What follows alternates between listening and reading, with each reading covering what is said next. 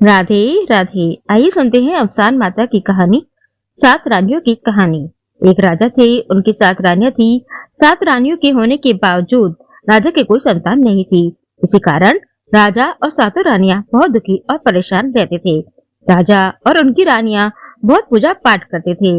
एक बार उनके यहाँ अफसान मैया की पूजा का बुलावा आया, तो जो छह रानियां थी वो आपस में कहने लगी कि हम लोग तो रानियां हैं, किसी के यहाँ गुड़ और चना खाने जाएंगे तो क्या अच्छा लगेगा। परंतु सातवीं रानी का पूजा में जाने का बहुत मन था। सातवीं रानी के साथ उनके मायके से एक दासी भी आई थी। रानी ने अपनी दासी से कहा कि मेरा तो बहुत मन है पूजा में जाने का, लेकिन जब यह छह रानियां नहीं जाएंगी तो मैं अकेले कैसे जाऊं। दासी कहने लगी कि कोई बात नहीं रानी जी, आप अकेले नहीं जा सकती हैं, लेकिन मैं तो वहां जा सकती हूँ, मैं चली जाती हूँ। रानी ने कहा कि यह ठीक है, तुम पूजा में शामिल होने के लिए चले जाओ। रानी के कहने पर वह दासी अवसान मैया की पूजा में शामिल होने के लिए जाती है और वहां से प्रसाद लाकर सातवीं रानी को दे देती है। रानी ने अफसान मैया के प्रसाद को बहुत श्रद्धा के साथ ग्रहण किया और हाथ जोड़कर कहा कि हे माँ, हमको भी बेटी देना और बेटे देना। माता ने सातवीं रानी की प्रार्थना सुन ली। कुछ दिन बाद राजा को पता चला कि उनके यहाँ खुशियां आने वाली हैं। राजा खुश होकर खूब दान पुण्य करने लगे और सातवीं रानी का खूब ख्याल रखने लगे। यह देखकर जो छह बड़ी रानियां थी, उनको बिल्कुल भी अच्छा नहीं लगा।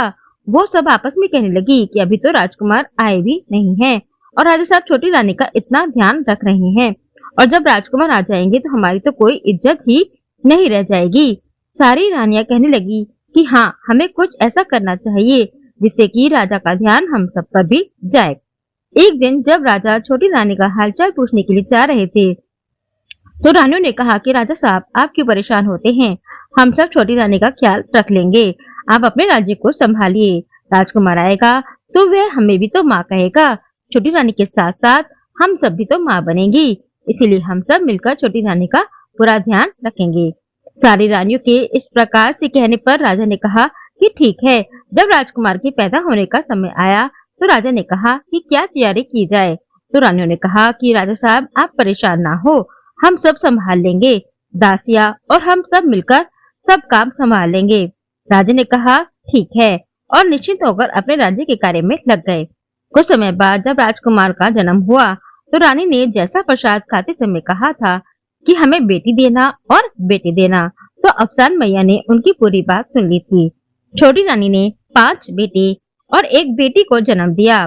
जब सारी रानियों ने यह देखा कि अरे, इनके तो 5 बेटे और एक बेटी हुई है, तो जैसा कि उन लोगों ने पहले ही सोचा था कि जब रानी के बच्चा होगा तो हम उसे रोने से पहले ही हटा देंगे, 6 रानियों ने बच्चों को रोने से पहले ही उनको छोटी रानी के पास से हटा दिया। रानी को जब होश आया तो उसने पूछा कि क्या हुआ है। तब सारी रानियों ने कहा कि आपके तो कंकड़ पत्थर हुए हैं, और उन्हें कंकड़ पत्थर दिखा दिए जो उन्होंने पहले से ही लाकर रख दिए थे। यह देखकर छोटी रानी बहुत दुखी हो गई और सोचने लगी कि जब राजा साहब सुनेंगे तो बहुत दुखी होंगे। उधर 6 रानियों ने सोचा कि इन बच्चों को मार दिया जाए। नानी के मायके से जो दासी आई थी वह यह सब देख रही थी। उसको यह देखकर बहुत दुख हो रहा था कि छोटी रानी ने कितनी प्रार्थना करने के बाद अफसान मैया से बच्चे होने का वरदान पाया और ये रानियां उन बच्चों को मारने जा रही हैं। दासी ने रानियों से कहा कि आप लोग क्यों इन्हें मारकर अपने सर पर हत्या का इल्जाम ले रही हैं। मैं इन्हें यहाँ से कहीं दूर जंगल में छोड़ आऊंगी। वहाँ जब इन्हें कुछ खाने पीने को नहीं मिलेगा तो ये सब अपने आप ही मर जाएंगे। रानियों ने सारे बच्चे दासी को दे दिए और कहा कि तुम इन्हें जंगल में छोड़ आओ। दासी ने रानियों से तो बच्चों को जान बचा ली और उन्हें अपने साथ लेकर वहां से चल दी, लेकिन अब वो यह सोच रही थी कि मैं बच्चों को कैसे और कहाँ छुपाऊं जिससे रानियों को इनके जिंदा रहने की बात पता ना चल पाए। दासी यह सब सोचते सोचते जा रही थी कि तभी उसकी नजर एक कुम्हार के घर पर पड़ी। उसने सब बच्चों को कपड़े में लपेटकर कुम्हार के आवे के पास लिटा दिया और चुपचाप वहां से चली गई और भगवान से प्रार्थना की कि हे ईश्वर, इन बच्चों की रक्षा करना। जब दासी महल में पहुंची तो उसने देखा कि छोटी रानी बहुत दुखी होकर रो रही है, क्योंकि उन्हें तो पता ही नहीं था कि उनके 6 बच्चे हुए हैं। राजा ने पूछा कि क्या हुआ है, तो सबसे बड़ी रानी ने कहा कि राजा साहब, क्या बताएं, ऐसा कभी नहीं देखा कि किसी को कंकड़ पत्थर हुए हों, लेकिन छोटी रानी ने तो कंकड़ पत्थर को जन्म दिया है। राजा ने कहा कि अरे आप लोग कैसी बात कर रही हो, कहीं मनुष्य को कंकड़ पत्थर होते हैं। तो रानियों ने पहले से लाकर रखे हुए कंकड़ और पत्थर राजा को दिखा दिए। राजा ने कहा कि ठीक है, लेकिन मैं अब छोटी रानी को महल में नहीं रहने दूंगा। इसने हमारी बहुत बेइज्जती करा दी है। सब तरफ यह बात फैल गई थी कि राजकुमार आने वाले हैं और इसने कंकड़ पत्थर पैदा किए हैं। यह कहकर राजा ने छोटी रानी को महल से निकाल दिया और कहा कि जाकर सारे राज्य के कौवे हंकाओ। रानी बेचारी अपने ही राज्य में कौवा हाँकने लगी। उधर जब सवेरा हुआ और कुम्हार उठकर बाहर आया तो उसने देखा कि आवा के पास छोटे छोटे 6 बच्चे बड़े हुए हैं। कुम्हार ने जब बच्चों को देखा तो वह बहुत खुश हुआ, क्योंकि उसके भी कोई संतान नहीं थी। वह रोज सुबह उठकर भगवान से यही प्रार्थना करता था कि हे प्रभु, मुझे भी एक औलाद दे दो जिससे कि मेरा वंश आगे बढ़ सके। तभी कुम्हार को ध्यान आया कि महल में छोटी रानी माँ बनने वाली थी, कहीं ये बच्चे उन्हीं के तो नहीं हैं। कुम्हार ये भी जानता था कि बड़ी 6 रानियां बहुत तेज है और कहीं उन्होंने ईर्ष्या के कारण ही तो नहीं फेंक दिया, लेकिन उसने यह भी सोचा कि कहीं वापस देने पर बड़ी रानियां बच्चों को मार न डाले। यही सोचकर कुम्हार ने बच्चों को अपने पास ही रख लिया। बच्चे जब बड़े हुए तो कुम्हार ने 5 राजकुमारों को मिट्टी के हाथी और घोड़े बनाकर दे दिए और जो राजकुमारी थी उसको भी मिट्टी की चक्कियां बनाकर दे दी।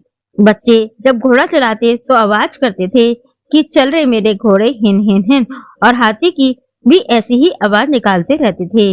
राजकुमारी जब चक्कियां चलाती तो वो भी बोलती थी कि चल मेरी चक्कियां चकर चकर, चल मेरी चक्कियां चकर चकर। कुम्हार के घर के पास से 6 रानियां रोज गंगा नहाने के लिए जाती थी। वह रोजाना बच्चों को खेलते हुए देखती थी।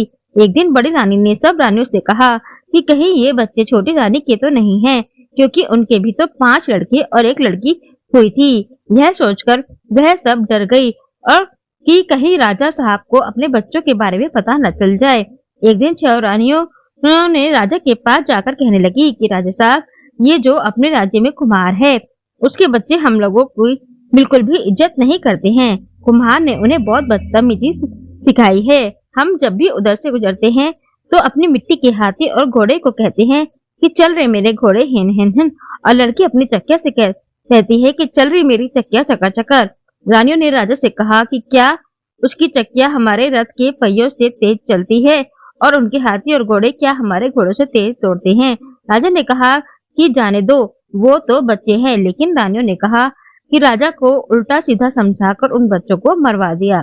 कुम्हार ने जब यह देखा तो वह बहुत दुखी होकर सोचने लगा कि इन रानियों ने पहले भी बच्चों को जीने नहीं दिया और आज सचमुच इनकी जान ले ली। कुम्हार ने सोचा कि मैं जीते जीते बच्चों को अपने पिता से मिलवा नहीं पाया, लेकिन अब मरने के बाद उन्हें महल में जगह दिलवाऊंगा। ऐसा विचार कर कुम्हार ने बच्चों को ले जाकर राजा साहब के बगीचे में काट दिया। कुम्हार रोज रात को छुपकर बगीचे में जहाँ उसने बच्चों को गाड़ा था देखने जाता था। कुछ समय बाद जहाँ उसने बच्चों को गाड़ा था वहां पर पेड़ निकल आए, जो 5 लड़के थे, और उनकी जगह पर आम के पेड़ निकले, और जो राजकुमारी थी उसकी जगह पर केतकी का पेड़ निकल आया। एक दिन कुम्हार ने देखा कि केतकी के पेड़ पर फूल निकल आए हैं। कुम्हार ने आम के पेड़ों से एक एक पत्ता तोड़ा और केतकी का फूल ले जाकर राजा को दे दिया। उसने सोचा कि राजा साहब ने तो अपने बच्चों को गोद में उठाया ही नहीं था, चलो कम से कम इसी बहाने अपने बच्चों को गोद में उठा लेंगे। राजा ने जब फूल और पत्तों को देखा तो बोले कि अरे ये तो बहुत सुंदर फूल है और यह आम के पत्ते भी कितने सुंदर लग रहे हैं। राजा ने कुम्हार से पूछा कि इतने सुंदर फूल और पत्तों को कहाँ से लाए हो?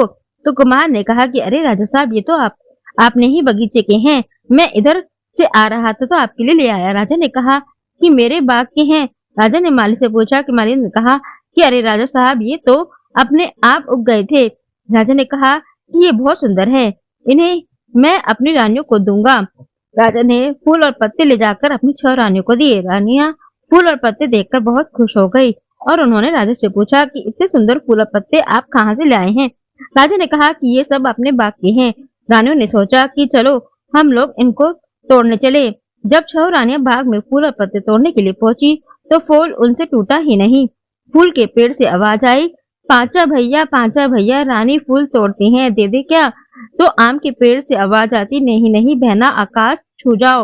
रानियों ने राजा को आकर यह बात बताई तो राजा भी फूल तोड़ने के लिए गए। जैसे ही राजा ने फूल तोड़ने के लिए हाथ बढ़ाया, फूल से आवाज आई, पांचा भैया राजा फूल तोड़ते हैं, दे दें क्या? आम के पत्ते पेड़ से आवाज आई, नहीं नहीं बहना, आकाश को छू जाओ, फूल और ऊंचा हो जाता। राजा ने पूरे राज्य में घोषणा करा दी कि जो भी इस फूल को तोड़ने आएगा उसे इनाम दिया जाएगा, लेकिन किसी से भी फूल नहीं टूटा। छोटी नानी को की दासी भी यह सब देख रही थी। उसे शक हुआ कि कहीं ये पेड़ और फूल लाने के बच्चे तो नहीं हैं। दासी ने डरते डरते राजा साहब से कहा कि राजा साहब, जान की माफी हो तो एक बात कहूं।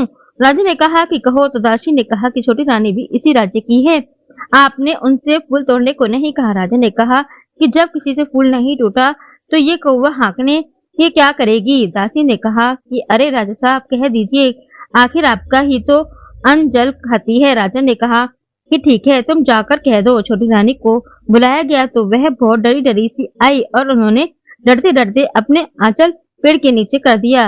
रानी के आंचल पेड़ के नीचे करते ही आवाज आई, पाचा भैया माँ फूल तोड़ती है, दे दे क्या? तो आम के पेड़ों से आवाज आई कि हाँ हाँ, आंचल में गिरो, माँ के आंचल को फूलों से भर दो।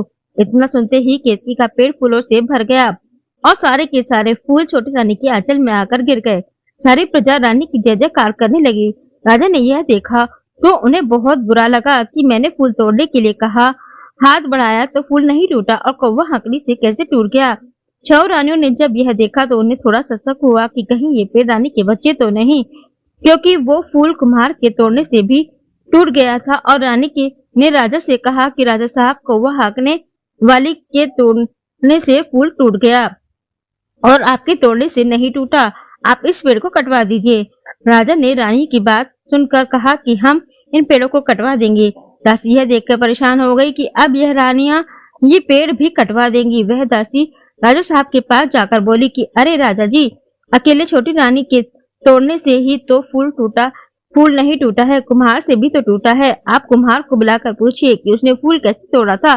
राजा ने कुम्हार को बुलाकर उससे पूछा कि तुम लोगों ने कौन सा जादू टोना किया जिसकी वजह से तुमसे और कौवा हाँकने से फूल टूट गया, लेकिन हमसे और रानियों से नहीं टूटा। कुम्हार ने कहा कि महाराज, मैंने कोई जादू टोना नहीं किया, अगर जान की माफी मिले तो एक बात कहूँ। राजा ने कहा कि ठीक है, जान की माफी है, बोलो।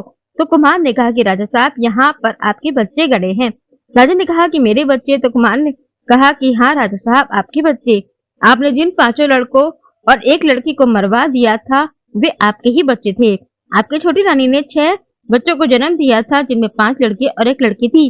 आपकी 6 रानियों ने आपके साथ साजिश करके बच्चों को फेंकवा कर उनकी जगह कंकड़ पत्थर रखवा दिए थे। रानी कहने लगी कि यह कुम्हार झूठ बोल रहा है। राजा ने कहा कि ऐसा कुछ नहीं होता है, तुम पेड़ों को कटवा दो। और राजा ने जैसे ही केतकी के पेड़ को कटवाया, इस पेड़ से एक लड़की निकली। राजा ने कहा कि अरे, यह पेड़ से लड़की कैसे निकली? तो कुम्हार ने कहा कि मैं तो आपसे यही कह रहा हूँ कि यह आपकी बेटी है। फिर जब आम के पेड़ काटे गए तो वहां से 5 लड़के निकलकर आ गए। राजा को बहुत आश्चर्य हुआ और उन्होंने कुम्हार से कहा कि तुम मुझे सारी बात बताओ। कुम्हार ने कहा कि राजा साहब, आपकी छोटी रानी ने 6 बच्चों को जन्म दिया था, लेकिन आपकी 6 रानियों ने बच्चे हटाकर उनकी जगह कंकड़ पत्थर रखवाकर आपको दिखा दिए थे। राजा ने कहा कि क्या यह सच है? तो दासी ने कहा कि हाँ राजा साहब, रानियां बच्चों को मारना चाहती थी तो मैंने ही उन्हें कुम्हार के आवे के पास रख दिया था। छोटी रानी अपने बच्चों से मिलकर बहुत खुश हुई। राजा ने कहा कि इन 6 रानियों को सजा मिलनी चाहिए और सजा के तौर पर इनके सर काट कर चौराहे पर कुत्तों से नचवा दिया जाए। छोटी रानी बहुत ही दयालु थी। उन्होंने कहा कि नहीं राजा साहब, इनकी मृत्युदंड देने के बजाय इनको भी कौवा हाँकने में लगा दिया जाए। राजा ने कहा कि आप ठीक कह रही हैं और उन्हें कौवा हाँकने वाली बना दिया गया।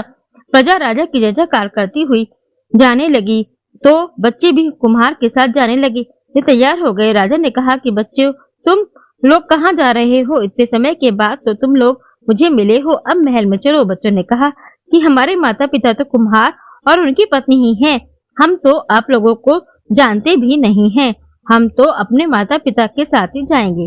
राजा ने कहा कि ठीक है, तुम कुम्हार को और उसकी पत्नी को भी अपने साथ महल में ले चलो। राजा ने कुम्हार को बहुत सारा धन और अपनी राज्यसभा में उचित पद देकर अपने साथी महल में रख लिया। कुछ समय बाद एक दिन राजा ने छोटी रानी से पूछा कि हे रानी, हमें तो ज्योतिष ने कहा था कि हमें कभी भी औलाद नहीं होगी। तो रानी ने कहा कि मैंने अफसान माता का प्रसाद खाया था और अफसान माता से प्रार्थना की थी कि वो मुझे भी औलाद दे दें। अफसान मैया की कृपा से ही हमारे बच्चे पैदा हुए और इतने दिनों तक अफसान मैया ही हमारे बच्चों की रक्षा कर रही थी। आपने उन्हें मरवा डाला, फिर भी अफसान माता ने उनकी रक्षा की और हमें हमारे बच्चे वापस लौटा दिए। राजा ने कहा कि हे रानी, मैं भी अफसान माता की पूजा करूंगा। फिर राजा और रानी दोनों ने अफसान माता की पूजा की और उनका प्रसाद प्रजा में बंटवाया। अफसान मैया की कृपा से वो लोग सुखपूर्वक जीवन व्यतीत करने लगे। हे अफसान मैया, जैसे आपने रानी को औलाद दी और राजा को सद्बुद्धि दी, बच्चों की रक्षा की और रानी का मान सम्मान वापस दिलाया, वैसे ही अफसान मैया हर कथा सुनने वाले और कथा कहने वाले की मनोकामना पूर्ण करें। बोलो अफसान मैया की जय।